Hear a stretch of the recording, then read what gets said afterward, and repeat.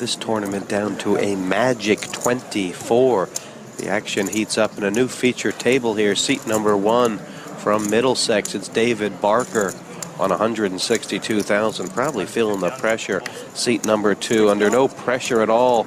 This is Glenn McCabe, who's got 442,000 from Lurgan in the north. Seat number 3, 50 stronger, his supporters park, Brian O'Keefe. I think there's more than 50, Jesse. They're making enough noise for about 200.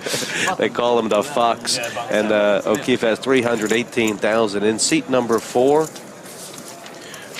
Nikolai Rastakis from Aarhus in Denmark. Kostakis has 123,000. Short stack at the table.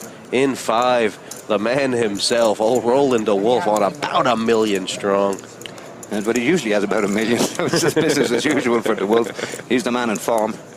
And seat number 6, Jules Adamson, who made that great play on Ian Fraser just last night. Adamson, though, down to 130,000. Seat 7, a Paddy last man, online qualifier Joe Rafferty, who hails from Kofermana, or otherwise known as County Fermanagh. And Jurker Eriksson, the young 19-year-old Swede, who has been delightful so far in this tournament. Yeah, this is a guy with a game, Jesse. I mean, it was a joy watching him yesterday when he started pushing people around.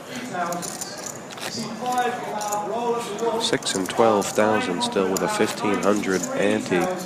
And Park, how does this table play out when there's a huge chip leader in Roland de Wolf, who's got close to 3 times what everybody else has? Well, de Wolf is a guy that when you give him chips, he's going to try and dominate this table.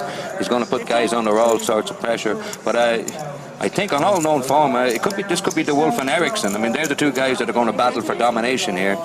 Eriksson has shown us that he's a very, very dangerous player when he gets some chips, and he likes to use them. But I have a sneaking suspicion there could be a clash between these 2 guys. Absolutely. Although Eriksson does have position most of the time on Roland de Wolf. And I would imagine he'll be picking up any pots that Roland doesn't enter. Well, the last time we saw Eriksson, he picked up just about everything that wasn't nailed down, which is a good trait in a poker player. The Dane, Kostakis, under the gun, all in. Ace-Jack plenty, he says, for his tournament life. Well, at these antes and these blinds, you know, when you're down to 100,000 odd, Ace-Jack looks like an absolute monster. You got to just stick it in and hope for the best. He can pick up over 20,000. Well, more important, he buys himself another round at the table. It's another 8 hands. Barker looking down, Middlesex. I think that was an ace-4, not an ace-8. Lots of aces out here. Is it enough for Glenn McCabe? You know, it's interesting. I mean, once you take away de Wolf's million in chips, which won't be easy. Everybody else is quite tight. Although both Eriksson and McCabe, you know, feeling very good. 6 and 12 will be de Wolf under the gun. You know, de Wolf said he just wants the title. He is right now the only man in the world to have won both a WPT and an EPT title. How about the triple? I mean, to be the only guy to add an Irish Open title to that, that could be history that's never repeated. Well, I hope not. Let's get an Irish winner. Roland de Wolf's a great lad. I mean, I love this guy's attitude to the game. You know, he's playing this game for fun. He's made a whole load of money, but you know, if they were playing for nothing, de Wolf would still be there. Oh yeah. De Wolf has folded. It's the short stack in the big blind, and Jurker Eriksson not only has the game but the cards to stick a raise in. 50. Raise to 50,000. It's a sizable raise, or up to 50. But you know, the excuse me, the antes have gone up to 1,500, so there's more money to be picked up with a raise here. All in called from Barker. He's been to be the second Barker to win the Irish Open. Liam Barker won it several years ago. Declan Barker's come close a couple of times. Well, Eriksson's going to be in a bit of a pickle. It's about 110,000 to call. He's getting over 2 to 1. Is it automatic fun? It is for him.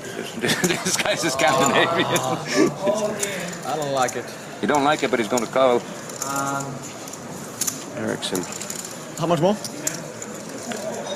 this stage, Ericsson was probably wishing that Barker had another 50 or 60,000, so he could have 104,000. at least 270 away and get on with it. I mean, it's just It's about I've started yeah, so and finished kind of situation. it's about exactly half of Ericsson's stack. If he loses this pot, he'll have about 200 or so left. Calls and loses, that is. Youngest player left in the tournament, I think, 19 years old. 109. In play. Or not in. Green is not in play. Not the youngest looking player left. Certainly not the youngest acting player left in the tournament either.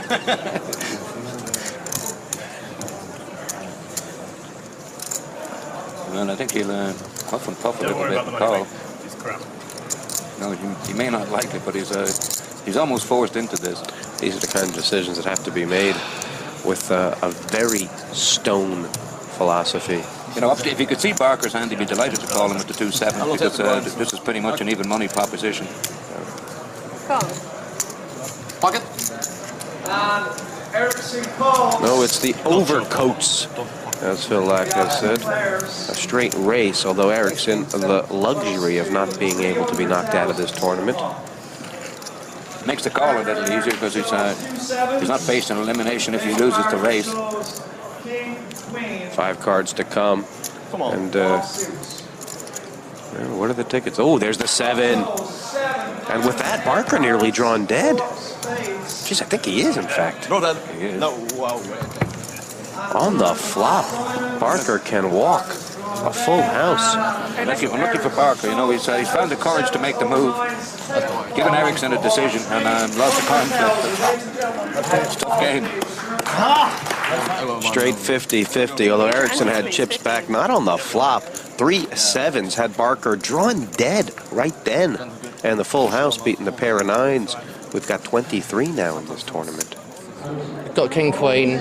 He put the raise in. I thought I've got to get some chips back. Got King Queen. It's unsuited, but worth a punt. Put it in. If I catch it, it's good. Just hope he hasn't got an ace over the top. He's got pocket pair, so it's a coin flip. So 23 left, and I mean, the Wolf with $1 million in chips. He's on the small blind here. Basically, he's got a stack that's average right now for the final table. I mean, I guess he's not going to slow down, but there can be some people. Entirely unlikely. Some people might get some chips and decide to sort of take their foot off the gas at some point. And how much you need to do that? Well, the Wolf isn't going to do that. He's going to. All in. I guarantee you, the Wolf's plan is to try and get to this final table with more than 2 million in chips. All announced from the Dane. Quick call from Roland DeWolf. These are both verbal declarations. And, Kostakis, Queen 5, he's been found out by DeWolf's 2 9s. And Adamson with a couple of options, Parg. Well, he can throw them in with the left hand, the right hand. Now, Adamson's chip stack, Parg, he's the short one. Well, you know, if he could see the other 2 hands, this is a definite call and proposition. Ace 10 diamonds. With a chance to travel up. But Ace 10 diamonds. it's very hard for him to work out that he'd have been in such a good spot. The Dane, his intentions were right, Parg. Timing very bad. He was going to get called by either DeWolf or Adamson, I guess. And unless the Queen hits the board, we're going to lose There's another 10. one. Adamson would have hit the front here. A couple more.